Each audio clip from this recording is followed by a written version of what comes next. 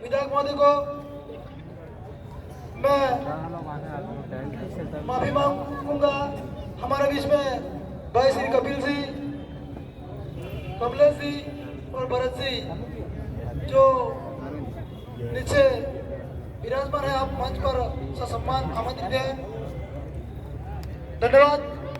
अगली कड़ी में मैं हमारे गुजरात में मजदूरी करने वाले भाइयों से कहना चाहूँगा, अपनी समस्या के लिए मैंने बोला था, आप बता सकते हो, नाम लिखवा सकते हो, किसी ने नाम नहीं लिखवाया है, लेकिन मैं यहाँ स्थानीय हमारे भाई तरंग भाई को आमंत्रित करना चाहूँगा। आप भी पधारे, अपनी वाणी से संबोधित करें। तरंग भाई बिरोड़ा से।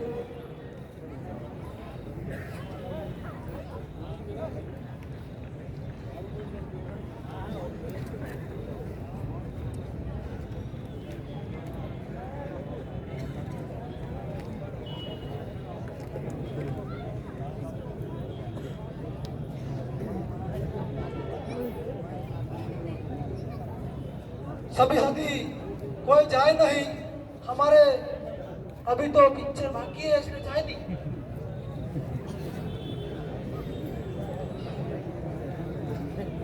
जय आदिवासी, जय आदिवासी, जय जोहार, जय जोहार, जय भील प्रदेश। રાજસ્થાનની અંદર જે ચૂંટણી થઈ એની પહેલા અહીં ઉપસ્થિત આ દરેક ભાઈઓ બહેનો અને માતા વડીલોને અહીં અમે મળ્યા હતા અને ત્યારે તમે જે ચૂંટણીની અંદર રાજકુમારજી, થાવરચંદજી અને ઉમેશજી એ ત્રણેયને ચૂંટણીની અંદર જંગી બહુમતીથી તમારો કિંમતી મત આપીને જે વિજય બનાયા એનો આભાર વ્યક્ત કરવા માટે આપણી વચ્ચે આ ત્રણેય ધારાસભ્યો આજે ફરી અહીંયા છીએ। એ ખૂબ આનંદની વાત છે મિત્રો। હું ગુજરાતથી અને અરવલ્લી જિલ્લાથી આવું છું। અમે અહીંયા એટલા માટે આવ્યા છીએ કે તમારી કઈ પણ તકલીફ હોય, કોઈ પણ કારીગર કે કોઈ પણ મજદૂર મિત્રને તકલીફ હોય અને અમદાવાદમાં કંઈ પણ જો પોલીસની જરૂર પડે, વકીલની જરૂર પડે અથવા મીડિયાની પણ જરૂર પડે છે તો અડધી રાત્રે હું અને અમારા જે સાથી સંગઠનના જે મિત્રો છે એ તમારા માટે જ અમે અહીં ખડે પગે છીએ।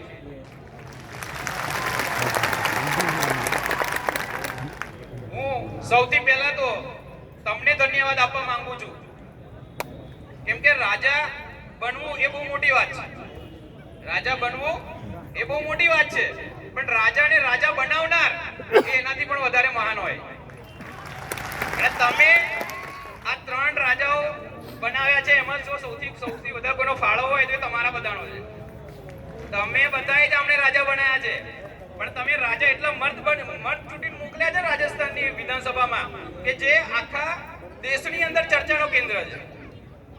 અમારા ગુજરાતવાળા મિત્રો પણ આવે તો એમ કહે છે કે ભાઈ રાજકુમાર રોજ સાહેબની જેમ ગુજરાતની અંદર પણ 27 ધારાસભ્યોમાંથી એકે અવાજ ઉઠાવતા નથી, તો હવે રાજસ્થાન વાળી ગુજરાતમાં કરવી પડશે લાગે છે। આદિવાસી પરિવારની જે વિચારધારાના જે સંગઠન હેઠળ જે કરી બતાડ્યું છે, જે મધ્યપ્રદેશની અંદર અને રાજસ્થાનની અંદર, હવે બીજા રાજ્યોની અંદર પણ એ વિચારધારા ફેલાવવાની જરૂર છે। આપણા જ લોકો પેલું કહેવાય છે ને કે કુહાડી જંગલને કાપવા માટે શેની જરૂર પડે? કુહાડીની જરૂર પડે, પણ કુહાડીનો હાથો શેનો હોય? લાકડાનો। હવે આવા કુહાડીના હાથા જેવા બનીને જે સમાજના ગદ્દારો છે એમને ઓળખવાની બી જરૂર છે અને એમને દૂર કરવાની પણ જરૂર છે। સમાજની અંદર શિક્ષાનું જે સ્તર હોય એ આપણે સૌથી વધારે ઊંચું લાવવાની જરૂર છે। અહીંયા આપણે જે ત્રણ ધારાસભ્યો છે ત્રણે ત્રણ શિક્ષિત છે। આમાંથી કોઈ એવું નથી કે જે આપણે પહેલા આપણે એવું સાંભળતા હતા કે ભાઈ ધારાસભ્ય તો સાંસદો એટલે વધારે વધારે ચોથું ભણેલો હોય કાં તો આઠમું ભણેલો હોય, બરાબર? આઠમું પાસ મંત્રી બની ગયો, એને ખબર ના હોય કે ભાઈ હારું આ શિક્ષા મંત્રાલય મારી જોડે છે તારું શિક્ષા મંત્રાલયનો એને અંગ્રેજીમાં એજ્યુકેશન મિનિસ્ટર કહેવાય, એનો સ્પેલિંગ ના આવડતું હોય. હવે સમય બદલાઈ ગયો છે. હવે આપણો સમાજ સિલેક્શન પ્રણાલી ઉપર ચાલે છે. એ વાતનો મને ગર્વ છે કે અહીં બેસેલા લોકો જ નક્કી કરશે કે અમારો અવાજ વિધાનસભાની અંદર જઈને કોણ ઉઠાવશે. અને સિલેક્શન પ્રણાલીની અંદરથી જે યુવાનો શિક્ષિત ચૂંટાઈને આગળ જાય છે તે વટ સાથે અવાજ ઉઠાવે છે વિધાનસભામાં, અને એની ગૂંજ દરેક ભારતના દરેક રાજ્ય સુધી છે.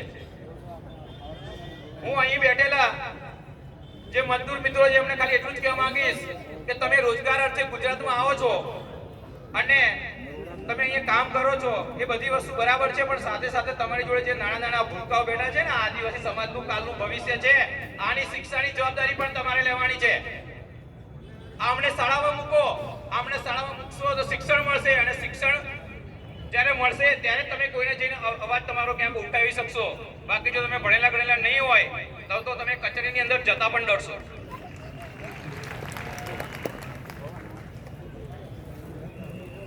તો શિક્ષણનું સ્તર ઊંચું લાવવાની જરૂર છે. અને જ્યારે કોઈ પણ આંદોલન થાય છે તો યુવા વર્ગને પાછળથી સપોર્ટ કરવા માટે આપણું ધારાસભ્ય પણ હોવા જોઈએ. તો ધારાસભ્ય મોકલવાનું કામ તમે કરી દીધું છે. તો હવે દિલ્હી સુધી આપણે જે અવાજ પહોંચાડવાનો છે, તો એના માટે તો તમારી જે લોકસભાની ચૂંટણી હવે આવશે તેની અંદર પણ આપણા 1 થી 2 સાંસદો તમે રાજસ્થાનની અંદર ચૂંટીને આપણે દિલ્હીમાં મોકલવાના છે. ત્યારે જ આપણું ભીલ પ્રદેશ બનશે. હવે